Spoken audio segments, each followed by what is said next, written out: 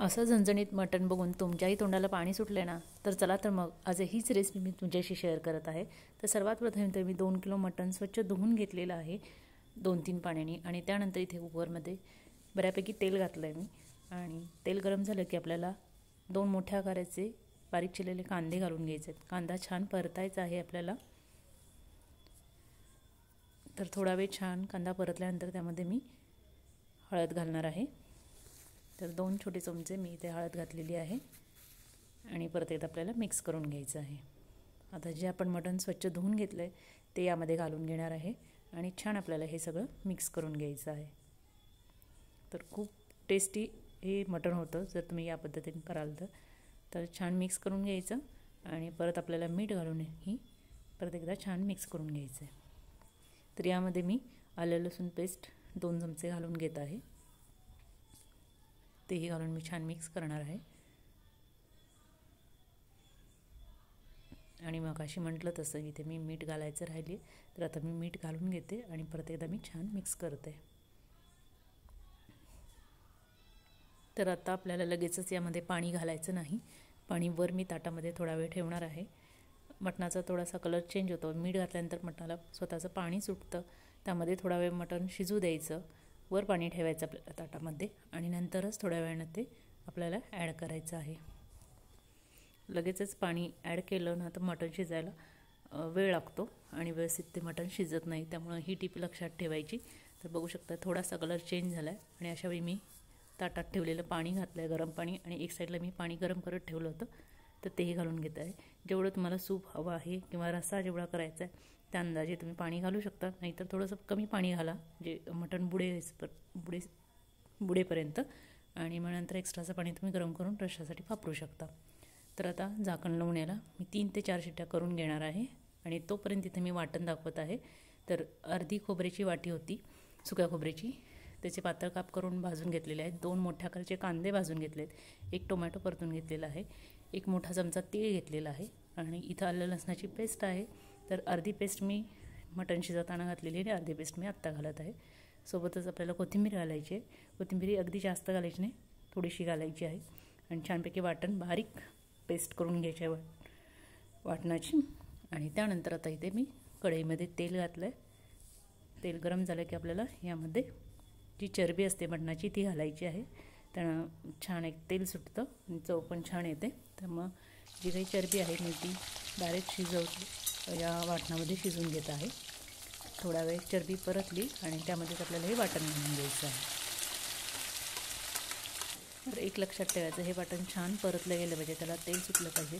तोपर्यंत आपल्याला हे छान वाटण परतून घ्यायचं आहे. आता परततानाच यामध्ये मी सगळे मसाले घालणार आहे. तर मसाल्यांमध्ये इथे मी जो घरगुती कांदा लसूण मसाला आहे तो घालणार आहे. तर तो इथे मी 4 चमचे कांदा लसूण मसाला घालणार आहे. हा माझा घरगुती कांदा लसूण मसाला आहे. आणि सोबतच इथे मी लजीचा बिर्याणी मसाला येतो तो घालणार आहे. तुम्ही कोणताही मटण मसाला किंवा चिकन मसालाही यूज करू शकता.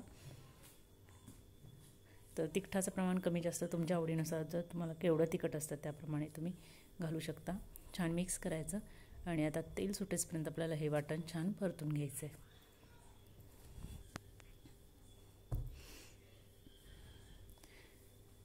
तर थोडा वेळ मी झाकून ठेवलं होतं आणि आता तेलही सुटलेलं आहे बघू शकता.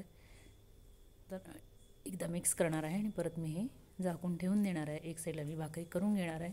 त्यानंतर मी पुढची प्रोसेस तुम्हाला दाखवते. तर भाकरी करून झाली आहे माझी आणि वाटणही मी बंद करून ठेवलं होतं. आता मी त्यामध्ये थोडंसं जे मटणाचं सूप आहे, मटणही शिजलेलं आहे चेक करून बघितलं. आणि त्यानंतर आता असं थोडंसं सूप त्यामध्ये घालायचं. सुकं जे आपण वाटण करणार आहे, म्हणजे सुक्यासाठी आपण वाटण ॲड करणार आहे तर त्याला टेस्ट येते.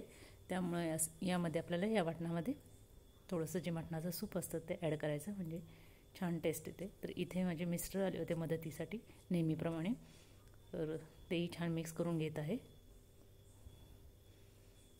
तर ज्यावेळी आपण सूप घालतो तर त्यावेळी त्याला कट सुटायला मदत होते. त्यामुळं अशा प्रकारे थोडं थोडं करून तुमच्या अंदाजे तुम्ही त्यामध्ये थोडंसं सूप घालून घ्यायचं, म्हणजे त्याला छान एक प्रकारे ग्रेव्हीसाठी पण आपल्याला मदत होते.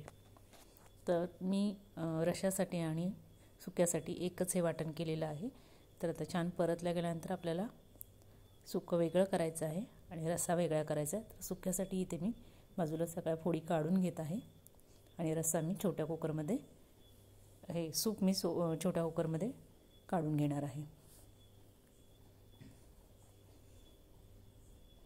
तर बघू शकता इथे सुक्यासाठी फोडी सगळ्या बाजूला काढून घेतल्यात. सूप ही आपण एका ह्याच्यामध्ये काढून घेतो आहे आणि आता यामध्ये आपल्याला जे तयार झालेलं आपलं वाटण आहे ते घालून घ्यायचं आहे. तर तुमच्या अंदाजाप्रमाणे जर तुम्हाला रश्श्याला थोडंसं वाटण जास्त हवं असेल तर जास्त घाला. मी शक्यतो कमी घालते वाटण, कारण त्याची मूळची चव छान येते मग. त्यामुळं पातळच आमच्या घरी तर रस्सा असाच आवडतो, त्यामुळे मी तसंच करते. आणि मग बाकीचं सगळं वाटण मी सुक्यामध्ये घालून आता छानपैकी मिक्स करून घेणार आहे. आणि आपल्याला हे दोन्हीही छान थोडा वेळ गॅसवर ठेवून शिजवून घ्यायचं आहे. रश्श्यालाही छान उकळी आली की मग कट सुटायला लागतो. त्याचप्रमाणे जे आपण सुकं केलं आहे त्यालाही छान कट सुटायला सुरुवात होते. त्यामुळे सगळं मिक्स करायचं आहे आणि आपल्याला चव घेऊन मीठ ही ॲड करायचं आहे. मीठ ही आपण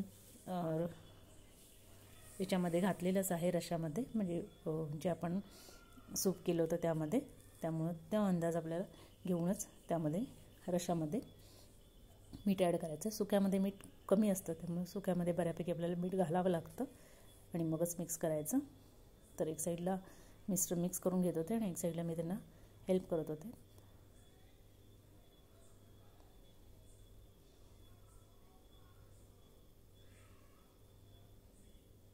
तर जे काही वाटण राहिलं होतं कढईमध्ये त्यातच थोडंसं पाणी घालून अशा प्रकारे मिक्स करून त्यामध्ये घालून घेतलेलं आहे. तर खूपच टेस्टी हे मटण होतं. तर तुम्ही अशा प्रकारे जर करत नसाल तर नक्की एकदा करून बघा. माझ्या खूप साऱ्या नॉनव्हेजच्या रेसिपी आहेत. मी वर इथे आय बटनमध्ये तुम्हाला त्याही रेसिपींची लिंक देईन, तेही तुम्ही पाहू शकता. तर आता म्हटलं तसं मग अशी मीठ कमी असल्यामुळे मी मिठाचा अंदाज घेऊन मीठ घालून घेतलेलं आहे सुक्यामध्ये आणि रश्श्यामध्येही. आणि वरून आपल्याला कोथिंबीर घालायची आणि छान त्याला रश्श्याला उकळी आणायची आहे. त्याचप्रमाणे सुकंही आपल्याला थोडा वेळ छान परतून घ्यायचं आहे, जेणेकरून त्याला तरी यायला सुरुवात होते रश्श्याला आणि आपल्या सुक्यालाही.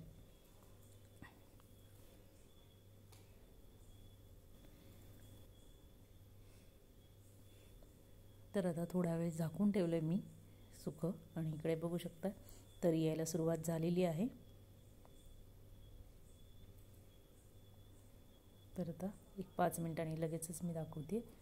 छानपैकी यायला कट आलेला आहे. बघू शकता साईडला तेल सुटायला सुरुवात झालेली आहे सुक्या मटणाला आणि एक साईडला इकडे रश्श्यालाही तरी आलेले आहे, कट सुटलेला आहे. तर नक्की ही रेसिपी ट्राय करा. आवडली तर जास्तीत लाईक आणि शेअर करायला विसरू नका. मी इथे ताटी सर्व केलेलं आहे, तुम्हाला दाखवते. आणि आवडले तर मात्र एक लाईक करायला विसरू नका. तर भेटूया अशाच एका नवीन रेसिपीसोबत. तोपर्यंत bye bye. Thank for watching friends.